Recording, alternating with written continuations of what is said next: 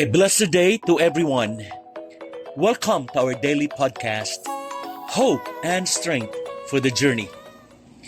Our scripture verse for today is found in the book of 1 Corinthians chapter 4 verse 20 says, "For the kingdom of God is not just a lot of talk. It is living by God's power." Every one of us wants to be happy and successful in everything we do, believing that in doing so, we will experience a fulfilled life. Ano ba ang fulfilled life?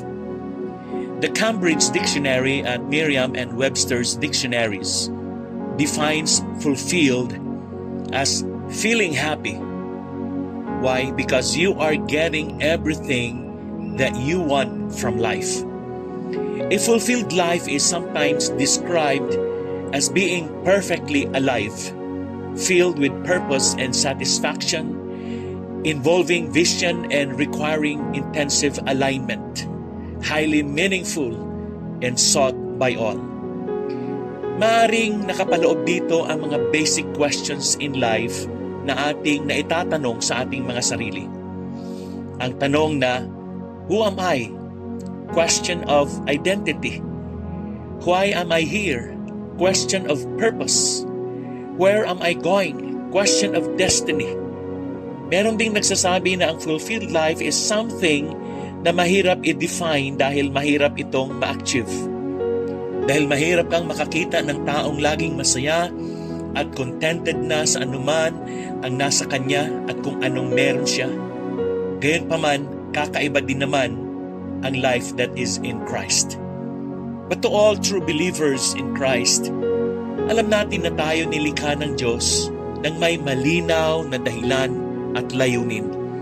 Ito ang sabi sa Colossians chapter 1 verse 16, "For by Him all things were created, in heaven and on earth.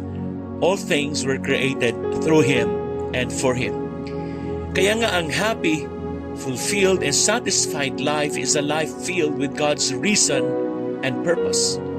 Ito ang buhay na pinangungunahan at pinaghaharian ng Diyos, ng Kanyang katwiran at kalooban. Para magkaroon ng katuparan ang bagay na ito sa ating buhay, we must live by God's power, not man's power. Nasabi ng Bible sa 1 Corinthians chapter 4 verse 20, "For the kingdom of God is not just a lot of talk. It is living by God's power." Alam niyo ba na hindi binibless ng Diyos ang taong sa sarili lang niya nagtitiwala? But rather, God blesses people who depend on Him and surrender to Him. Since God wants to use our lives for His purpose, He insists that we live by His power. Dahil kung wala ang tulong at wala ang kapangyarihan ng Diyos, ay wala tayong magagawa para maganap sa buhay natin ang layunin niya kung bakit tayo nilikha at kung bakit tayo nabubuhay. Ang sabi ng Ephesians chapter 3 verse 20 to 21, "Sa Kanya na makakagawa ng higit pa kaysa maaari nating hilingin at isipin sa pamamagitan ng Kanyang kapangyarihang naghahari sa atin. Sa Kanya ang kaluwalhatian sa pamamagitan ng Iglesia at ni Kristo Jesus magpakailanman." Amen. Sa pamamagitan ng kapangyarihan ng Panginoong Jesus, God is able to do more and through us than we can ever imagine. Ngayon ang question, how do we get God's power in our lives? Let me share with you this insight. There are 3 ways. Number 1, we get God's power by praying. Prayer is an integral part of Christian living. Why? Because praying is our way of communicating with God. We call upon God every time we pray, as stated in Matthew chapter 6 verse 9. "This then is how you should pray. Our Father in heaven, hallowed be your name." Sa pamamagitan ng pagdarasal sa Diyos araw-araw na paghingi ng Kanyang tulong at kapatawaran, mas napapalapit tayo sa Kanya. If we don't have any power in our lives, that could mean we are not praying. Alam niyo ba na ang prayer and power go together? Lagi itong magkasama sa matagumpay nating paglalakbay sa buhay Kristiyano. Frequent communication brings you closer to other people too. In a similar vein, praying frequently brings you closer to God. God is always listening to your prayers and will answer them in His own way. Prayer guides us when we are lost and don't know what to do. We can always pray to God for guidance. Scripture states in Psalm chapter 25 verses 4 to 5, it says, "Show me your ways, Lord. Teach me your paths. Guide me in your truth and teach me, for you are God, my Savior, and my hope is in you all day long." Helps us accept God's will. Amen. God always has a plan for us. But sometimes, it can be challenging to understand. Praying helps us understand His will and accept it because His plans are always for our own good. As written in the Bible, "For I know the plans I have for you, declares the Lord, plans to prosper you and not to harm you, plans to give you hope and a future." This is what Jeremiah chapter 29 verse 11 says. Prayer to ask for God's protection. From the ends of the earth I call to you. I call as my heart grows faint. Lead me to the rock that is higher than I, for you have been my refuge, a strong tower against the foe. This is what Psalm chapter 61 verses 2 to 3 says. Hallelujah. And number 2, we get God's power by taking a step of faith. Ang tunay na nananalig sa Diyos ay sumusunod sa Diyos.